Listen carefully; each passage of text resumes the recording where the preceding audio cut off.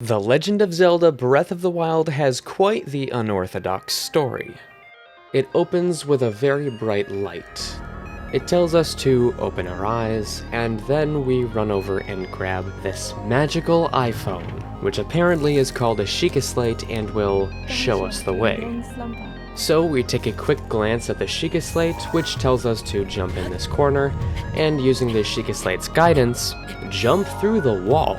Because apparently this iPhone is powerful enough to break the laws of physics. That's pretty cool story writing. We use the Sheikah Slate's guidance again to go through this floor, and then just try to run somewhere before we hear that same voice again. It tells us to check the map on our Sheikah Slate. Head for the point marked on the map in your Sheikah Slate. Honestly, that feels more like a suggestion, because our Sheikah Slate tells us to go over to this big building and start flying. And then we make our way over to this giant structure.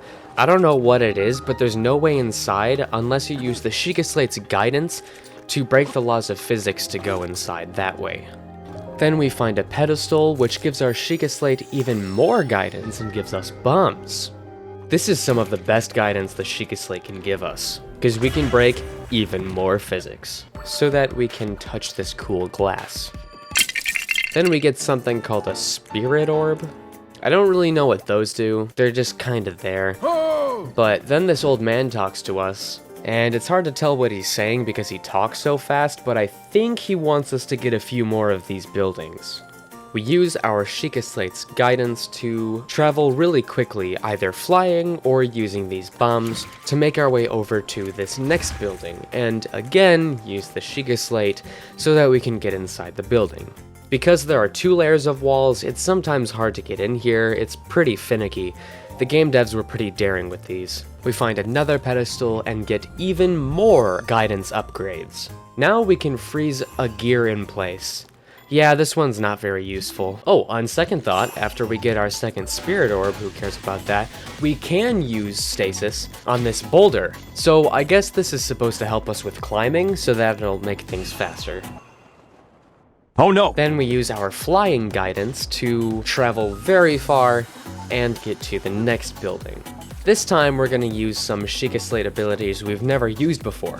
Rather than going through the side of this building twice, we're going to go through the front. It's really thick, but if you hit it just right, it'll work. Man, this Sheikah Slate is awesome. It's showing us the way through parallel universes. Then we get Cryonis. I don't know what it does, I never used it.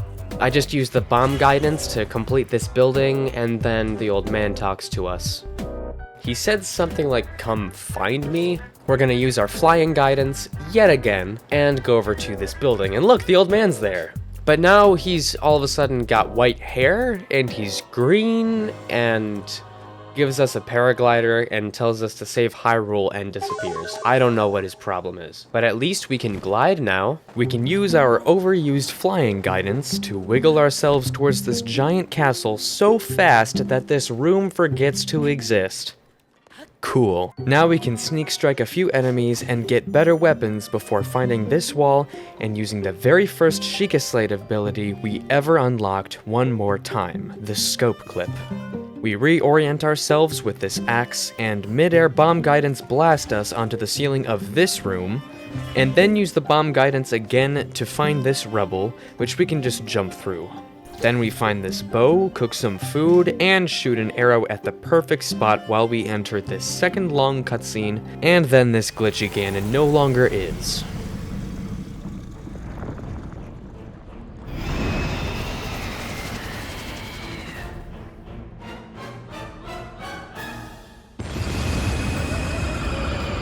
There are a bunch of giant Ganon monsters, I think they're called. We've got Sheikah Slate guidance and really powerful weapons, so we just completely mow them down. The most annoying is this Thunderblight guy. He thinks he's the fastest thing in town. But after we beat them all up, we find this Calamity Ganon. We beat him up a whole bunch, and then he gets orange, and then we parry a laser and use the Sheikah Slate guidance to pin him down for good. We just swing this sword and let go whenever the Sheikah Slate tells us to, and he can't get up. He needs some milk. After we kill that thing, there's another giant beast just waiting outside for us. Plus, we have the Sheikah Slate guidance and the girl voice telling us to kill it. Now we have this light bow thingy and shoot a few white spots, and that makes this giant beast very angry, so we blast its eyeball with this light arrow, and that's the game beaten. There's a lot of stuff that didn't make sense, like who that voice was, who this girl is, where this bow came from, I don't know why we were in our underpants the whole time, or how the Sheikah Slate can make you clip through walls, and for Pete's sake, who was that old man?